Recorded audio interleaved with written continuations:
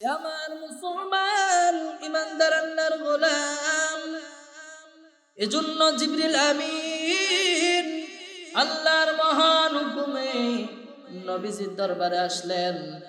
নবীজিকে ঘুমান্ত থেকে জাগাইলেন এবং সেখান থেকে জাগাইয়া এক পর্যায়ে জিবরিল আলাইহি ওয়াসাল্লাম তিনি তানাকে নিয়ে মসজিদে আকসায় রওনা দিলেন। জোরে বলুন না সুবহানাল্লাহ।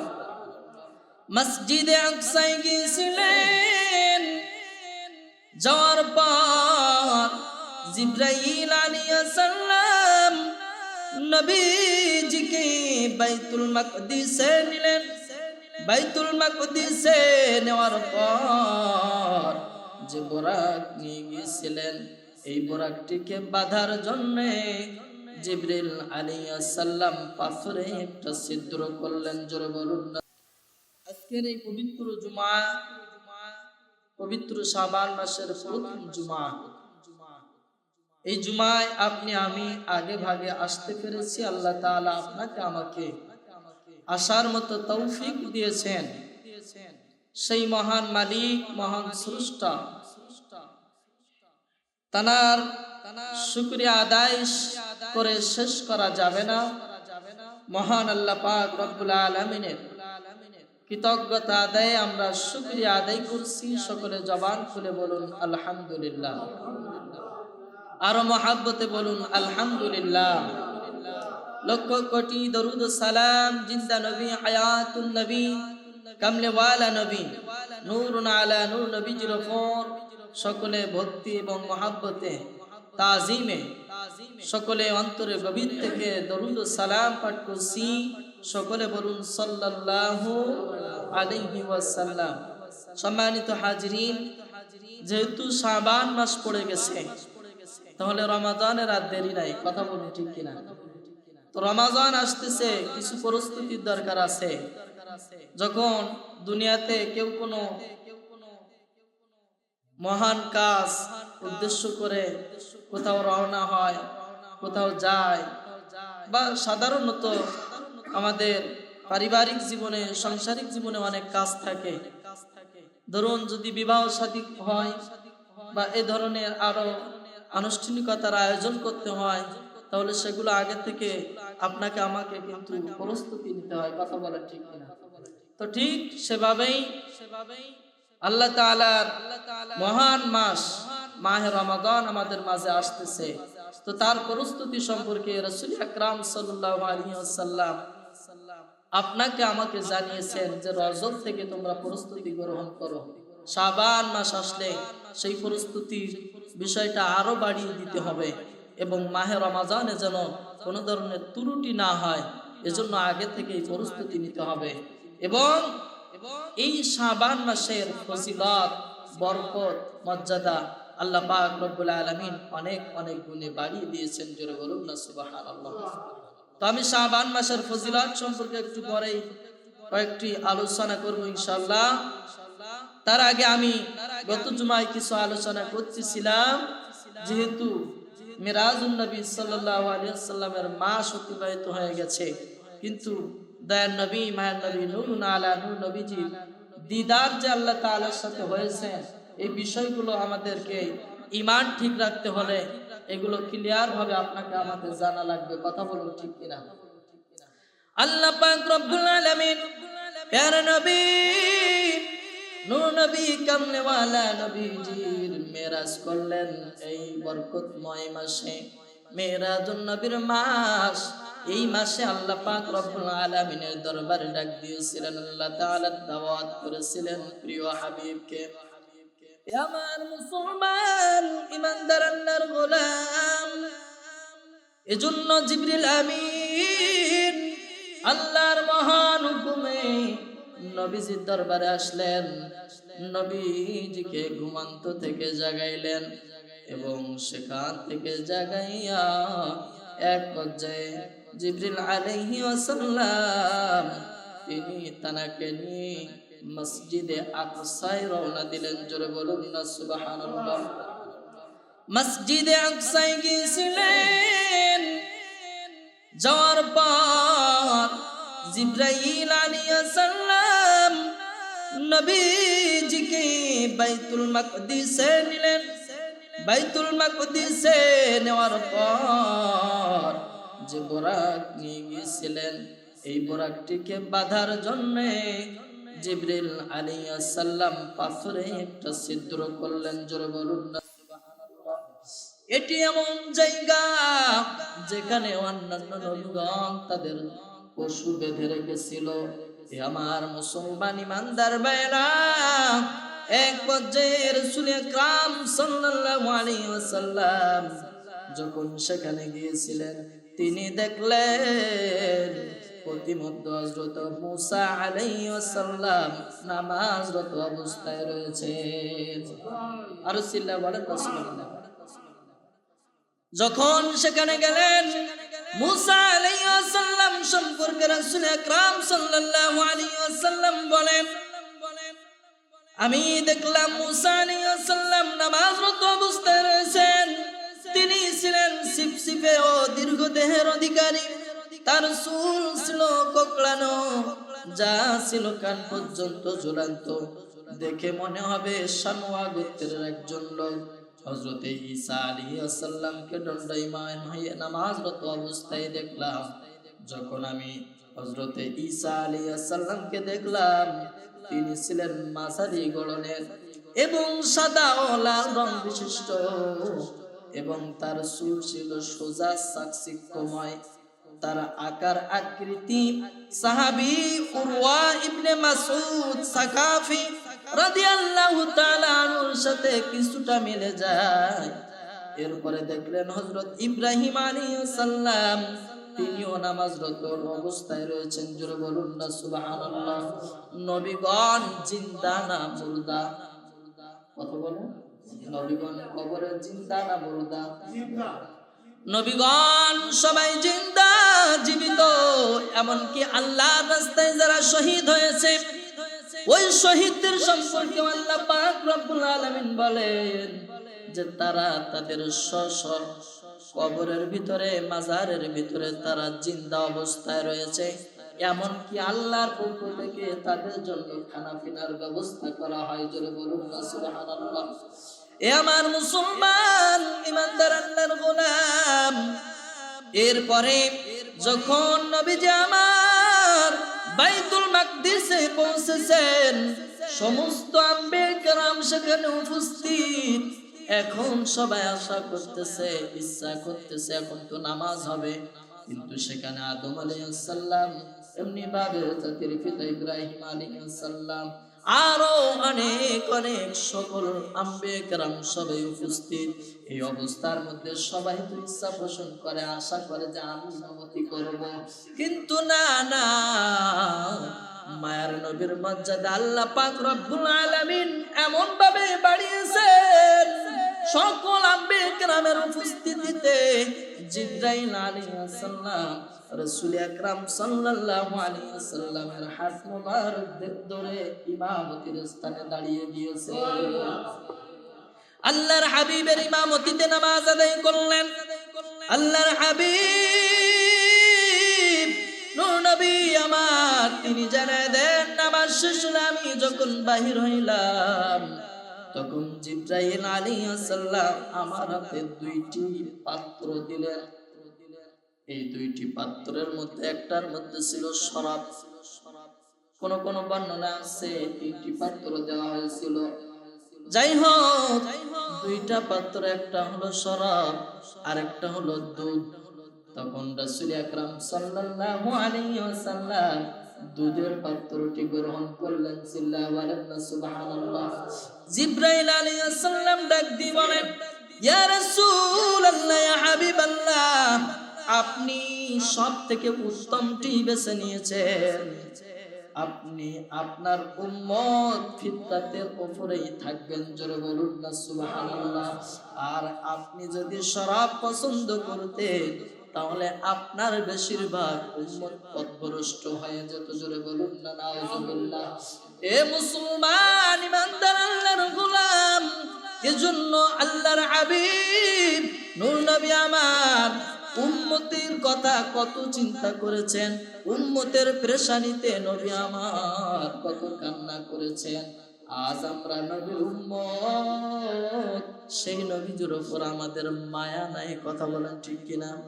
আজকে যদি মায়া থাকতো তাহলে নবীর সুন্নাত গুলো মানুষ ছাড়তে পারতো না। কথা বলেন ঠিক কিনা?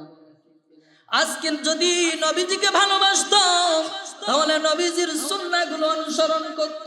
পৃথিবীর মানুষদের দিকে তাকাও, পৃথিবীর মানুষগুলো যে যাকে ভালোবাসে তার চরিত্র অনুসরণ করা শুরু করে। কথা বলেন ঠিক কিনা? এ মুসলমান ইমানদার আল্লাহর গোলাম, আমরা মুসলমান যারা ইমানদার, ইহুদি বেঈমান তাদেরকে অনুসরণ করতে পারি না। কারণ আমাদের সব থেকে সেরা, সব থেকে সুন্দর চরিত্রের অধিকারী যিনি, তিনি হলো আল্লাহর প্যারা হাবিব। জোরে বলুন না সুবহানাল্লাহ। আমরা অনুসরণ করব রাসূলুল্লাহ। জোরে বলুন না সুবহানাল্লাহ।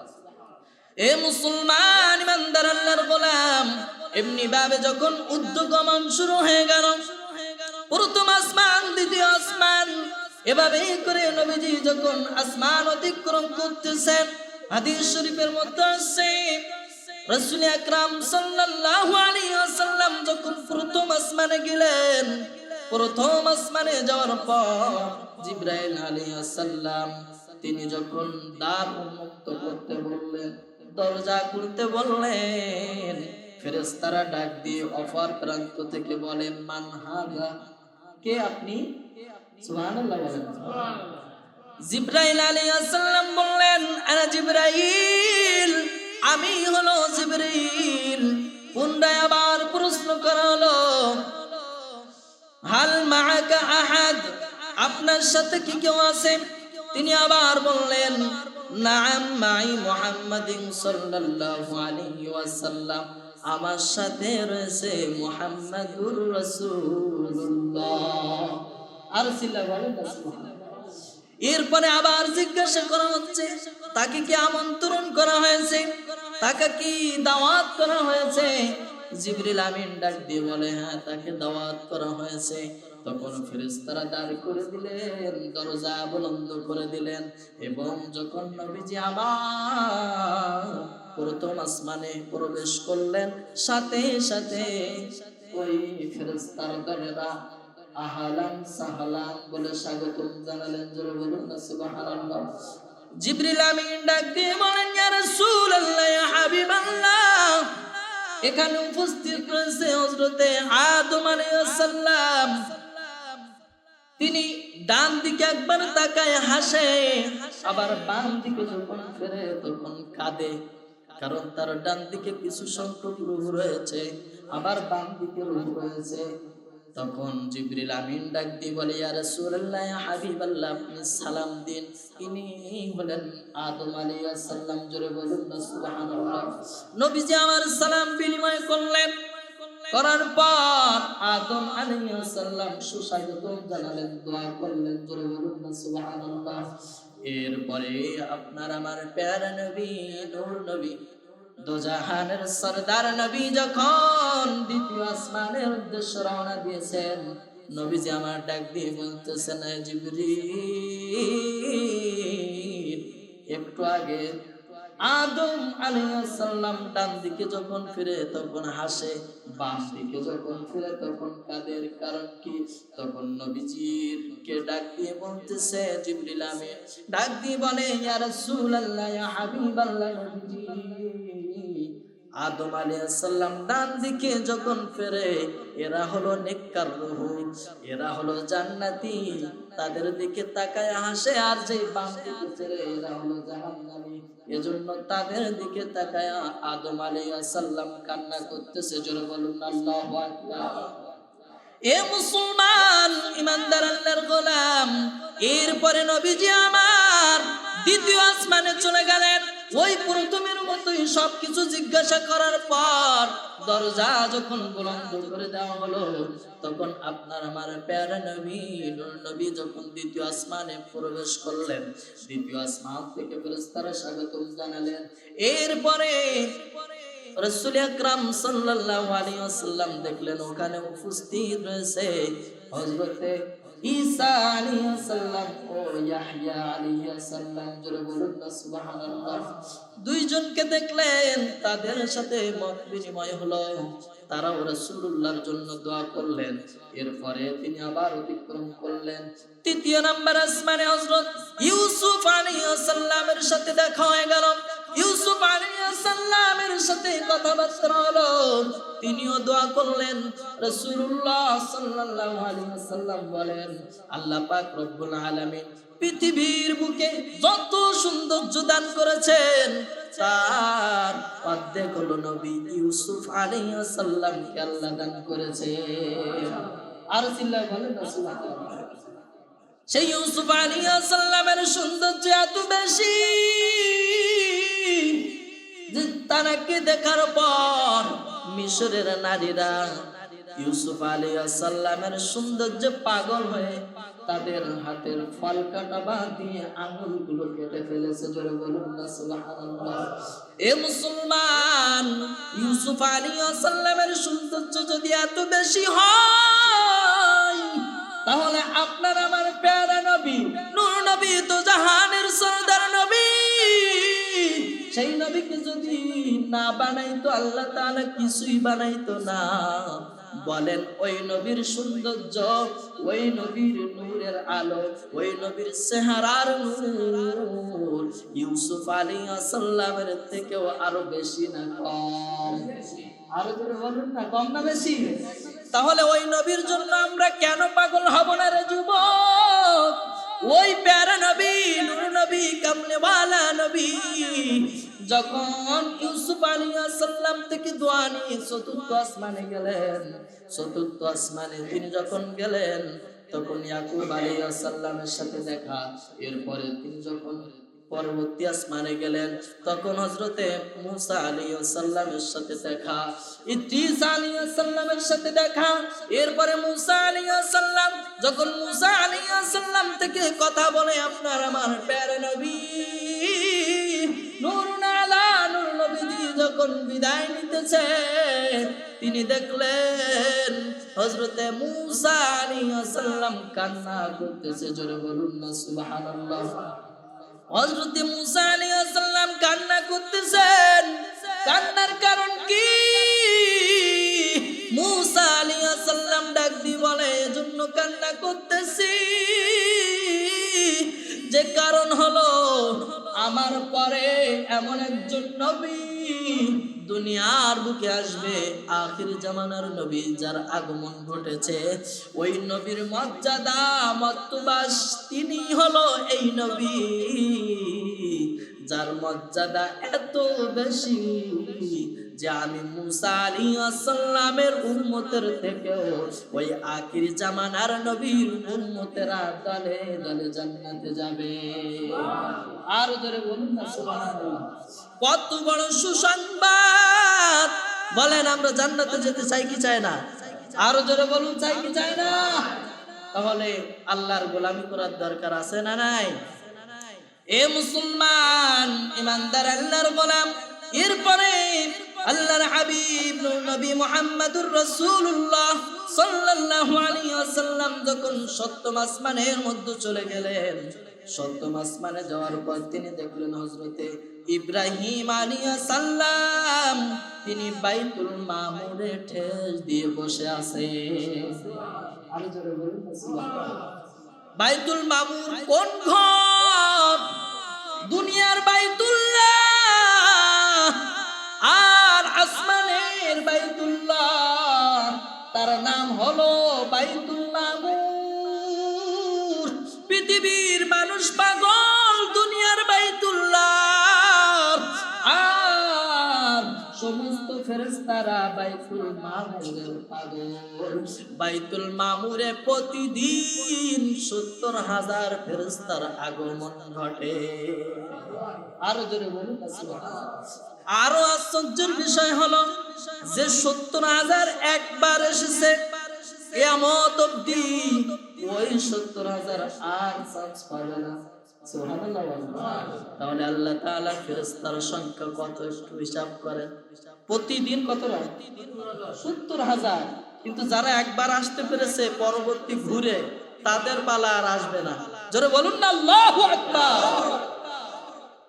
কোন মহান রব আপনাকে আমাকে সৃষ্টি করেছেন আজকে দুনিয়ার মানুষের গোলামি করি, সেই রবের গোলামি থেকে আমরা পিছিয়ে পড়েছি। কথা বলুন ঠিক কিনা? এ মুসলমান ইমানদার আল্লাহর গোলাম, এরপরে আল্লাহর হাবিব নূর নবী মুহাম্মদুর রাসূলুল্লাহ সাল্লাল্লাহু আলাইহি ওয়াসাল্লাম যখন উদ্গমন করলেন, সিদরাতুল মুনতাহায় যখন গেলেন, এই জায়গাটাই এমন একটা জায়গা, এটা হলো একটা বর্ডার। কারণ উপর থেকে যা আসে ওর এবারে আসতে পারে না, আর এদিক থেকে যা যায় অর্থাৎ ফেরেশতারা আল্লাহর দরবারে যায়, সিদরাতুল মুনতাহার উপরে আর যাওয়ার ক্ষমতা নাই। জোরে বলুন না সুবহানাল্লাহ। মুসলমান ইমানদার আল্লাহর গোলাম, সিদরাতুল মুনতাহায় যখন গেলেন, আপনার আমার প্যারা নবী নূর নবী কামনেওয়ালা নবী একটা গাছ দেখলেন, বড়ই গাছ, যে গাছের পাতাগুলো হাতির কানের মতো বড় বড়। জোরে বলুন না সুবহানাল্লাহ। আর বুঝানোর শক্তি যদি বলি, সেই গাছের ফলগুলো হাদিসের মধ্যে আছে মটকার মতো। এখন মটকার মতো তো বুঝবেন না, বড় বড় তেলের ড্রাম দেখেছেন, ওই রকম বড় বড় ফল ওই গাছের মধ্যে। জোরে বলুন না সুবহানাল্লাহ। কিছুক্ষণের মধ্যে দেখলেন গাছটা সৌন্দর্যে ভরপুর হয়ে গেছে। জোরে বলুন না আল্লাহু আকবার। এ মুসলমান ইমানদার আল্লাহর গোলাম, সব আলোচনা আপনারা কম বেশি শুনেছেন। জিবরিল আমিন আর অতিক্রম করতে পারলেন না। আপনার আমার প্যারা নবী নূরুন আলা নূর নবী, তিনি আল্লাহর দরবারে গেলেন, আল্লাহর সাথে কথা কখন হলো, ৭০,০০০ নূরের পর্দা সরে গেল। আল্লাহ পাক রব্বুল আলামিনের সাথে সরাসরি দেখা করে আল্লাহর হাবিব নূর নবী আমার এই উম্মতের জন্য ৫০ ওয়াক্ত নামাজ নিয়ে হাদিয়া নিয়ে আসতেছে। জোরে বলুন সুবহানাল্লাহ। আর সিল্লাহ বলুন সুবহানাল্লাহ। তিনি যখন আসতেছেন, এই অবস্থার মধ্যে যখন মুসা আলাইহিস সালাম পর্যন্ত পৌঁছালেন, মুসা আলাইহিস সালাম ডাক দিয়ে বলতেছে, আল্লাহর হাবিব, আমার কওম আমার উম্মতদের জন্য আল্লাহর পক্ষ থেকে নামাজ ফরজ করা হয়েছিল আর অনেক কম, কিন্তু আমি দেখেছি আমার উম্মতেরা সেটি আদায় করতে পারে নাই। আপনার গুনাহগার উম্মত, আপনার ওই উম্মতেরা তারা বড় দুর্বল, তারা ৫০ ওয়াক্ত নামাজ আদায় করতে পারবে না। আল্লাহর হাবিব, আপনি আবার চলে যান আল্লাহর দরবারে, আপনি কিছু নামাজ কমিয়ে নিয়ে আসেন। কোন বর্ণনায় ১০ ওয়াক্তের কথা আছে, আবার কোন বর্ণনায় দেখলাম ৫ ওয়াক্ত নামাজ কমিয়ে দেওয়া হলো। আল্লাহর হাবিব চলে আসলেন। আল্লাহর হাবিব যখন এসেছেন, আল্লাহর হাবিব আসার পর মুসা আলাইহিস সালাম বললেন, তাও পারবেন না, আবার চলে যান।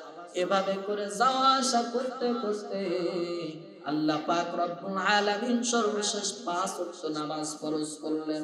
আল্লাহর হাবিব নূর নবী আমার যখন মুসা আলাইহিস সালামের নিকটে আসলেন, তখন বলতেছে, আবার যাও, পারবে না।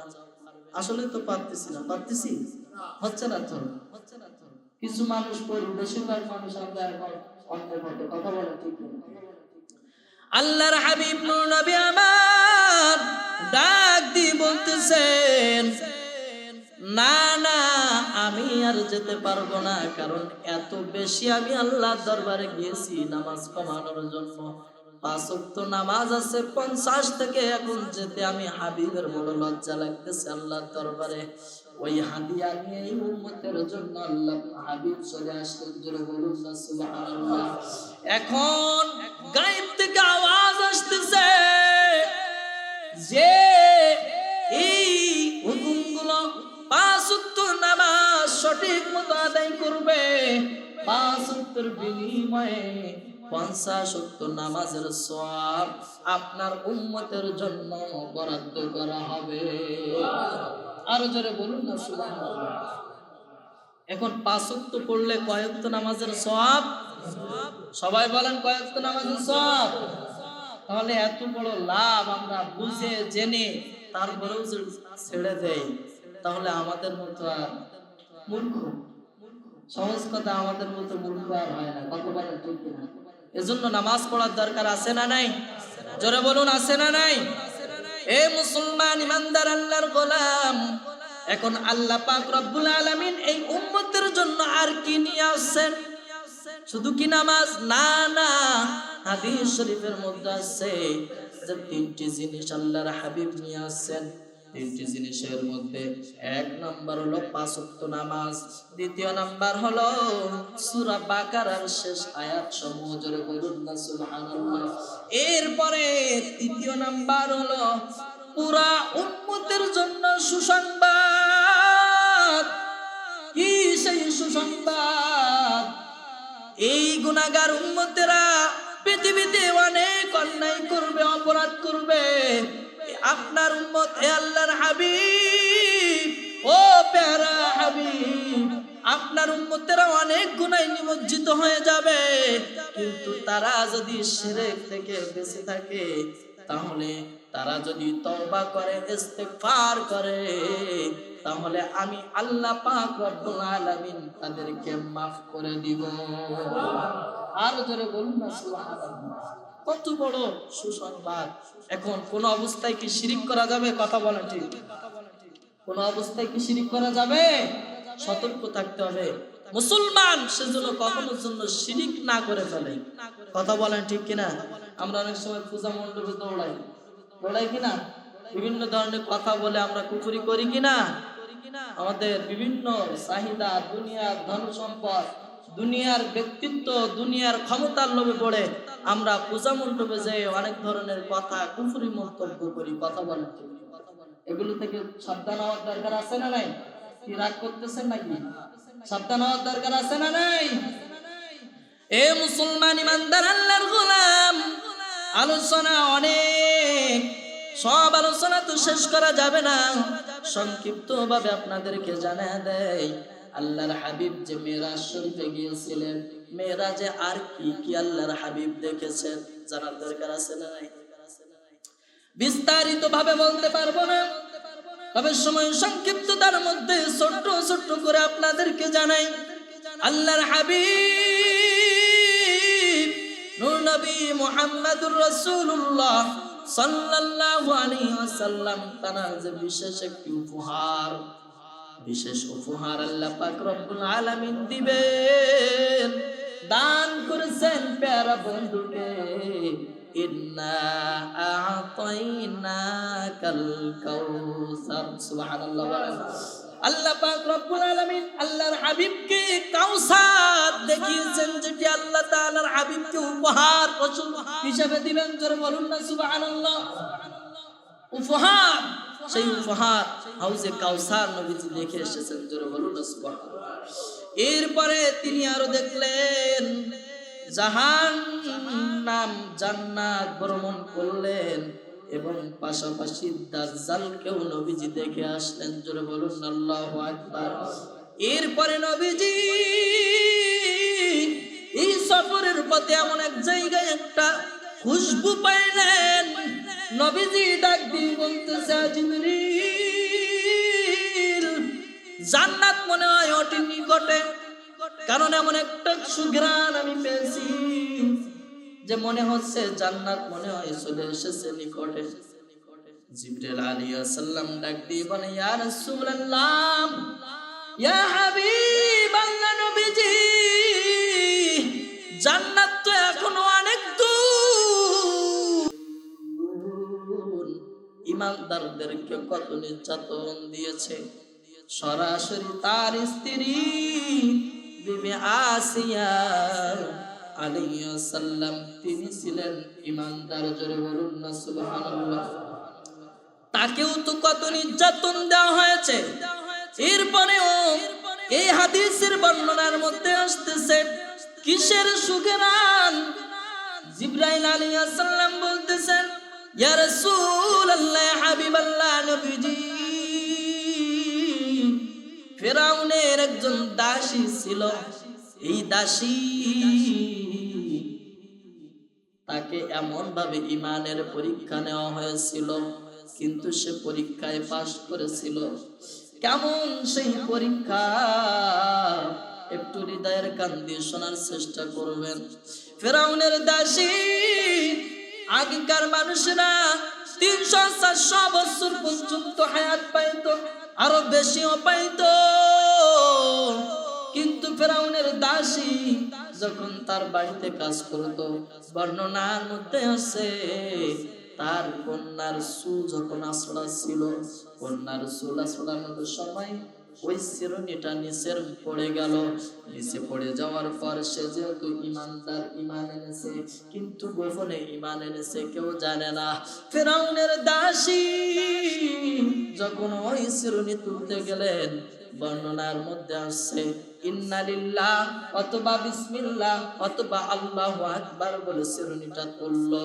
ওই ফেরাউনের কন্যা এই আওয়াজ শুনতে পেয়ে ডাক দিয়ে বলতেছে যে, দাসী তুমি কি অন্য কোন রবকে মানো? রব তো আমার আব্বা ফেরাউন, তাহলে তুমি অন্য কোন রবের নাম বলেছ? তখন দাসী ডাক দিয়ে বলে, হেরে কন্যা, তুমি তোমার পিতাকে রব বলতেছ, কিন্তু আসল রব তো সে নয়। আসল রব তোমার আমার যিনি মালিক রব, তিনি হলো এক, তার কোনো শরীক নাই। জোরে বলুন না সুবহানাল্লাহ। এরপরে ওই কন্যা দৌড়ায়া পিতার কাছে চলে গেছে, আব্বা, ও আব্বা গো, আপনার ওই দাসী তো আপনাকে রব হিসেবে মানে না, অন্য কাউকে যেন রব হিসেবে স্বীকৃতি দেয়। ডাক দিয়ে বলে তাকে ডেকে নিয়ে আসো। যখন দরবারে নিয়ে আসা হলো, তখন ডাক দিয়ে বলতেছে, তুমি অন্য কাকে রব হিসেবে মানো? বলে, আমি যার উপর ঈমান এনেছি, যার উপর আমি রব স্বীকৃতি দিয়েছি, তিনি হলো সকল ক্ষমতার মালিক, তিনি এমনকি ফেরাউন তোমারও রব, আমারও রব, সকল সৃষ্টির রব একজন, তিনি কে? আরো জোরে বলুন, তিনি কে? বলতেছে ওই রব, ওই মালিকের উপর আমি ঈমান এনেছি। ফেরাউন ডাক দিয়ে বলতেছে, না না, তুমি তোমার ঈমান এখনই ছেড়ে দাও, তুমি আমার উপর ঈমান আনো, আমি হলো সব থেকে বড় খোদা। জোরে বলুন না নাউজুবিল্লাহ। তখন তার ঈমানের তেজ আরো বেড়ে গেল, বলল, না না, আমি যে রবের উপর ঈমান এনেছি, আমি এই ঈমান ছাড়তে পারবো না। সাথে সাথে সৈন্যদেরকে হুকুম দিয়ে দেওয়া হলো, তাকে নির্যাতন করা শুরু করে দাও, ছাগল দিয়ে বাঁধা শুরু করে দাও। বর্ণনার মধ্যে আছে ওই দাসীর 5টা সন্তান ছিল, ওই 5টা সন্তানকে এক পর্যায়ে হাজির করা হলো। এর মধ্যে ওই দাসীকে কত নির্যাতন দেওয়া হয়, আর বলা হয় তুমি যদি ঈমান ছেড়ে দাও তাহলে তুমি ক্ষমা পেয়ে যাবে। কিন্তু দাসী বারবার ডাক দিয়ে বলে, আমার জীবন যতক্ষণ আছে, যতই নির্যাতন করো না কেন, বছরের পর বছর নির্যাতন করলেও আমি ঈমান ছাড়তে রাজি না। আর চিল্লা বলেন না সুবহানাল্লাহ। ফেরাউনের দাসীর এই ঈমানি শক্তি দেখে ফেরাউন চিন্তা করলো, এভাবেই করলে তো হবে না, হবে না। তখন সৈন্যদেরকে হুকুম দিল, তার সন্তানগুলো নিয়ে আসো। এমনকি তার দুগ্ধপোষ্য একটা সন্তান ছিল মায়ের কোলে, তাকেও হাজির করা হলো। এ মুসলমান ইমানদার, আজকে বাবা মার সূত্রে মুসলমান হয়েছি, ইমানের মর্যাদা বুঝলাম না, একটু বোঝার চেষ্টা করো। ফেরাউনের ওই দাসীর সামনে যখন বাচ্চাগুলোকে উপস্থিত করা হলো, আর হুকুম দেওয়া হলো, বড় হাঁড়ি নিয়ে আসো, সেখানে তেল দিয়ে জ্বালাও।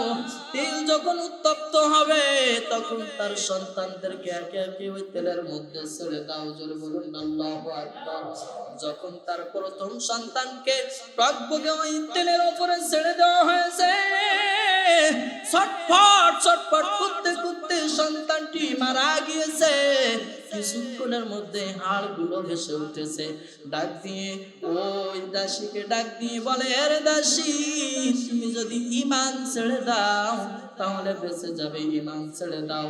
দাসী ডাক দিয়ে বলে, না না, তুমি যতই নির্যাতন করো আমি মালিকের স্বীকৃতি ছাড়বো না, ঈমান ছাড়বো না। জোরে বলুন না সুবহানাল্লাহ।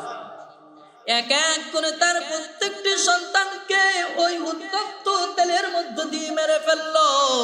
সর্বশেষ ছোট্ট সন্তানটিকে যখন তেলের মধ্যে নিক্ষেপ করবে, মায়ের চোখের পানি আটকে রাখতে পারে না। এই অবস্থায় মা কান্না করতেছে। আর ফেরাউন ডাক দিয়ে বলে, কি হলো, এবার কি তুমি ঈমান ছাড়বে? তখন ওই মহিলা ডাক দিয়ে আল্লাহ পাকের দিকে লক্ষ্য করে ডাক দিয়ে বলে, মালিক, এতক্ষণ ধরে যা কিছু কষ্ট দিয়েছে সব তো সয়ে নিলাম। দুঃখ বুঝছো, একটা শিশু সন্তান এখনো কথা বলতে পারে না। এই সন্তানটির জন্য আমি কি করব আল্লাহ, তুমি ফায়সালা দাও।